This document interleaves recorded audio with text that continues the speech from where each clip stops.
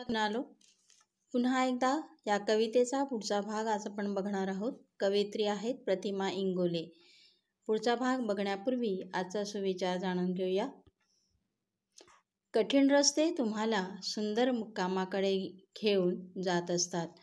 मुलांनो, केव्हाही जीवनामध्ये मार्ग कठीण असला तुमचा, केव्हा दिशा कठीण असली तरीसुद्धा ते तुम्हाला सुंदर असं मार्ग दाखवत असतात आणि या मार्गातूनच गेल्याने सुंदर मार्ग तुम्हाला दिसणारा आहे. म्हणून नेहमी कठीण जरी प्रसंग आला तरी न डगमगता तुम्हाला समोर जायचं आहे, म्हणजे तुमची येणारी स्वप्न, असणारी स्वप्न पूर्ण होणार आहेत. पुन्हा एकदा या कवितेचं मध्ये आपण आतापर्यंत काय पाहिलं हे आपण बघणारच आहोत. कवयित्री आहेत प्रतिमा इंगोले.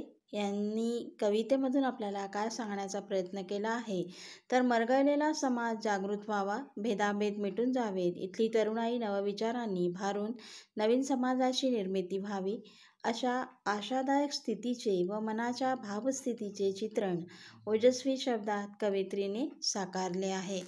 यामध्ये कवयित्रीला असं अपेक्षित आहे की परंपरागत रूढी जपणारा समाज जागृत व्हावा, नवविचारांनी भारावा व धर्मभेद जातीभेद हे जाऊन नवनिर्मिती व्हावी, अशी मध्यवर्ती कल्पना या कवितेची आहे.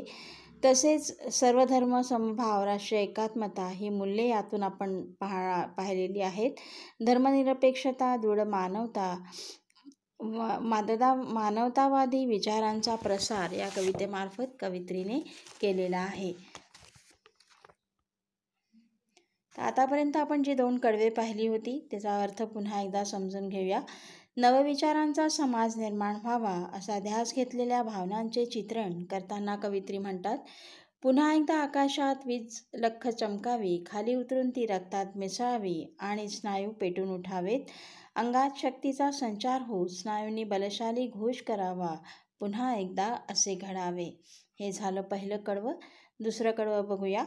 पुन्हा एकदा फेर धरत पिंगा घालीत पावसाच्या जोरदार सरी बेभान होऊन खाली कोसळाव्यात, पायाखालची मातीत मिसळून जावी, माती एक व्हावी, सगळे भेदाभेद मिटून जावेत, नवीन विचारांच्या सरी कोसळून समाजातील जातीभेद, वर्णभेद, धर्मभेद नष्ट व्हावेत, सारी माणसे एकत्र यावीत, पुन्हा एक वेळ, अशी कल्पना, अशी आशा कवयित्रीने या कवितेद्वारे केलेली आहे.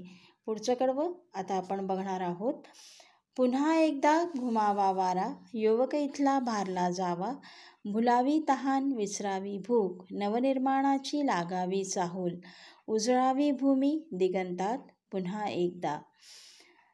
या कवितेत शेवटच्या कडव्यात कवयित्री आपल्याला सांगत आहे की पुन्हा एकदा घुमावा वारा. घुमावा म्हणजे गिरक्या घेत सुटावा.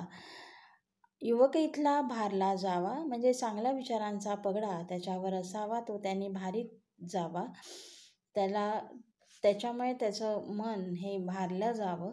नवनिर्माण, नवीन निर्मितीची चाहूल किंवा नवनिर्माण करण्याची इच्छा. चाहूल म्हणजे अंदाज. उजळावी, प्रकाशमय व्हावी, दिगंतात, अवकाशात. हे कठीण शब्द या कडव्यामध्ये आलेले आहेत. त्याचा अर्थ आता पुन्हा एकदा आपण बघूया की सगळीकडे नवेपणाचा, नव्या सृजनाचा वारा घुमावा, तरुणांमध्ये तो वारा भिनावा, मने भारली जावी, त्यांना आश्वासक त्याची चाहूल लागावी. या नवनिर्मितीचा ध्यास घेतलेल्या या पिढीने तहानभूक विसरून नव्याकडे वाटचाल करावी.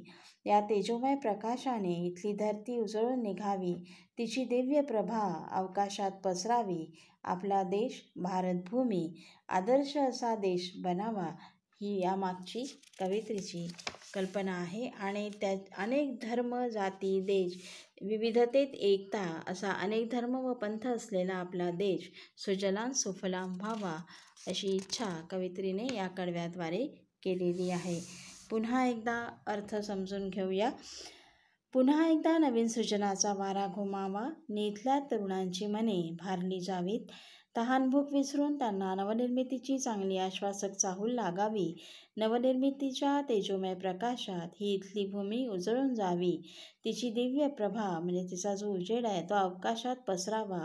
आपली भारतभूमी सर्वत्र आदर्शवत दिसावी. नवीन विचारांच्या मानवतावादी समाजाची निर्मिती या धर्तीवर व्हावी. पुन्हा एकदा अशा प्रकारे ही कविता आपण इथे संपवली आहे. या कवितेचा जो स्वाध्याय आहे हा आपल्याला वहीत सोडवायचा आहे. याची उत्तरे मी तुम्हाला डॉक्युमेंट फाईलमध्ये समोर दिलेली आहे, ती तुम्ही वहीत उतरवून घ्या. कवितेला तुम्ही पूर्ण उतरवलंच असणार आहे. कवित्रीचा परिचय तुम्हाला पूर्ण लिहायचा होता आणि कविता ह्या तुमच्या पाठ झाल्या पाहिजे म्हणून एक 5 मिनटं रोज कविता पाठांतराला तुम्हाला द्यायचे आहेत. धन्यवाद.